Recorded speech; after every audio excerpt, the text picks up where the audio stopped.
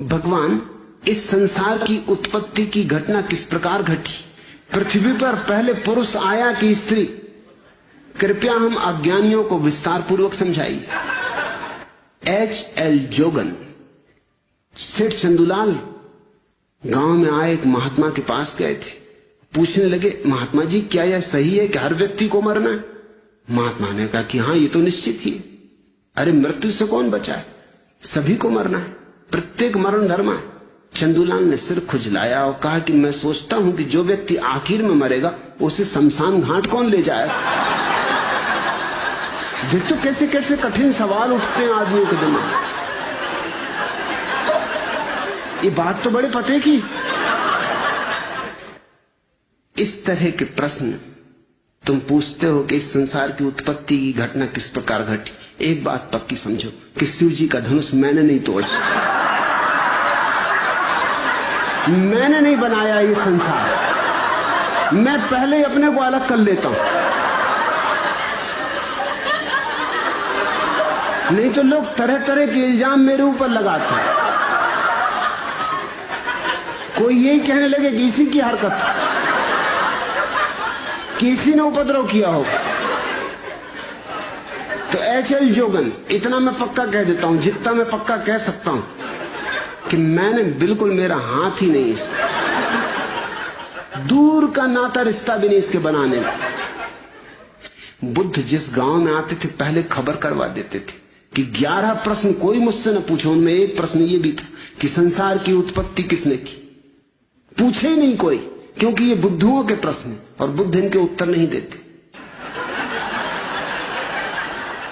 मेरे दादा मुझसे पूछा करते थे, अक्सर औरों से भी पूछा करते थे, लेकिन जब उन्होंने मुझसे पूछा तो फिर पूछना बंद कर दिया। वो पूछा करते थे कि अक्ल बड़ी की भैंस।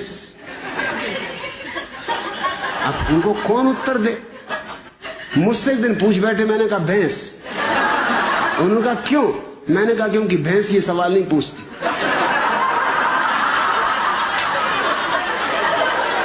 ये खुजली तुम्हारी अक्ल में ही चलती। भैंस तो बिल्कुल परमहंस दशा में। मैं कई भैंसों के पास जाके कई घंटों खड़ा रहा, कोई भैंस नहीं पूछती कि अक्ल बड़ी की भैंस। अरे भैंस को पता ही है कि हम बड़े, क्या पूछना? फिर उन्होंने नहीं पूछा। फिर मैं कई दफा उनसे पूछता था कि पूछो ना, अक्ल बड़ी की भैंस। कहते तू चुप रहे। वो मुझे कहीं नहीं ले जाते थे, वो बड़ा सत्संग करते थे, महात्माओं के पास जाते थे। वो जब भी जाए मैं बैठे ही रहता था कि आया मैं भी, कि नहीं तू ले जाने नहीं, तू कुछ ना कुछ उल्टी सीधी बात कह देगा। मैंने कहा उल्टी सीधी बातें तुम लोग करते हो, मैं सीधी सादी बात करता हूं। अब तुम ये बात पूछते हो अक्ल बड़ी की भैंस, और मैंने सीधा उत्तर दे दिया कि भैंस, तो तुमको लगता है उल्टी सीधी बातें कर रहा हूं। अरे आने तो, मैं भी तुम्हारे महात्मा को जरा दिखाऊंगा। एक दफा मुझे ले गए, सिर्फ एक दफा ले गए। एक महात्मा के पास गए वो मिलने, मुझे ले गए। महात्मा की उम्र रही हो कोई 30 साल, मेरी उम्र रही होगी मुश्किल से कोई 15 साल, और मेरे दादा की उम्र रही कम से कम 60 साल। महात्मा ने उनसे कहा आओ बच्चा बैठो।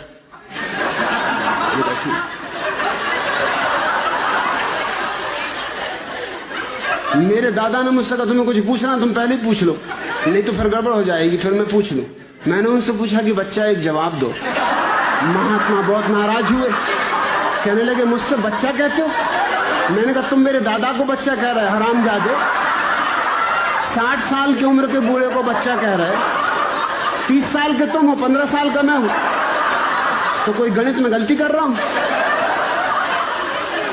तुम बच्चा नहीं महाबच्चा हो। मेरे दादा ने मुझे फौरन बाहर निकाला, तू जा भैया, तू घर जाओ, कभी मेरे साथ मत आना।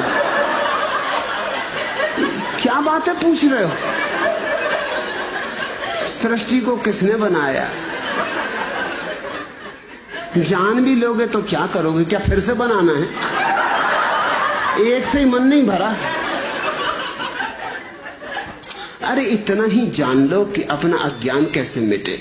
ये जानने से नहीं मिटेगा, ध्यान का दिया जला लो, अज्ञान मिट जाए।